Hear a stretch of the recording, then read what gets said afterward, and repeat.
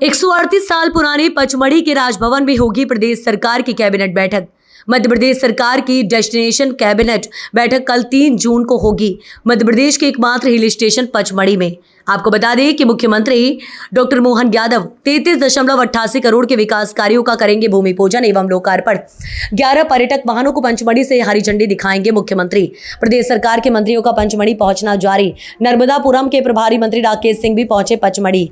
मुख्यमंत्री डॉक्टर मोहन यादव कल यानी मंगलवार को सुबह 10 बजे पहुंचेंगे पचमढ़ी। पचमढ़ी में कैबिनेट बैठक से पूर्व आज बोले सीएम डॉक्टर मोहन यादव, प्रधानमंत्री जी की विरासत से विकास तक के संकल्प की सिद्धि के लिए मध्य प्रदेश सरकार संकल्पित है।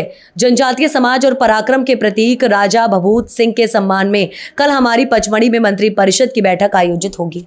एक बार फिर मध्य प्रदेश सरकार की हमारी कैबिनेट राज्य की राजधानी के बजाय अतीत में आज़ादी के बाद 1947 से लेकर के बाद में मध्य प्रदेश के गठन के बाद 1967 तक जहां हमारी विधानसभा का सत्र हुआ करता था, आधी गर्मी के दिन की राजधानी हुआ करती थी, ऐसे ही पचमढ़ी पर हम एक बार कैबिनेट करने के लिए पुनः जा रहे हैं।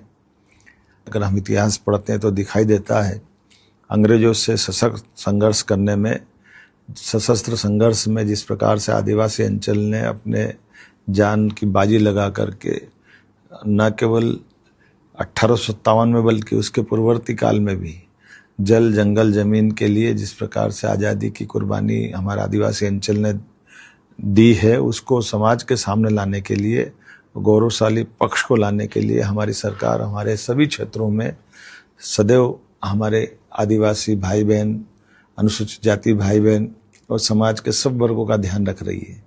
एक तरफ हमने अपनी अहिल्या माता के लिए पिछले समय कैबिनेट की और उनके विविध कार्यक्रम किए, उसी प्रकार से हमने आदिवासी अंचल के लिए भी ये कार्यक्रम की रचना बनाई, जिसमें पहले चरण में हम कैबिनेट करेंगे, अगले चरण में हमारे विधायक सांसदों का 3 दिन का वर्ग भी पचमढ़ी में करने वाले हैं। हम राजा भभूत सिंह को भी स्मरण करना चाहेंगे, जिनके माध्यम से अंग्रेजों ने 1857 से लेकर के 1860 तक लगभग 2.5 साल के आसपास तक न केवल वो अंग्रेजों को छक्के छुड़ाते रहे, बल्कि उनको पकड़वाने के लिए मद्रास इन्फेंट्री बुलाना पड़ी और जीते जी शिवाजी महाराज की एक तरह से छाया उनमें दिखाई देती थी।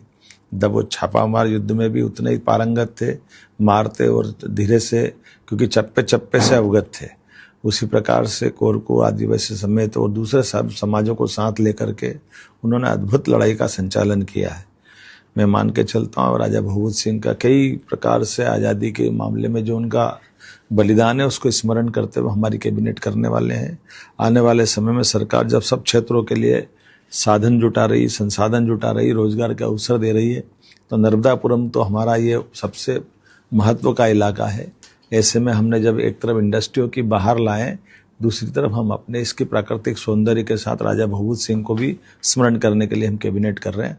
आइए हम सब उनके इतिहास को जानें और मध्य प्रदेश से देश और दुनिया का परिचय कराएं।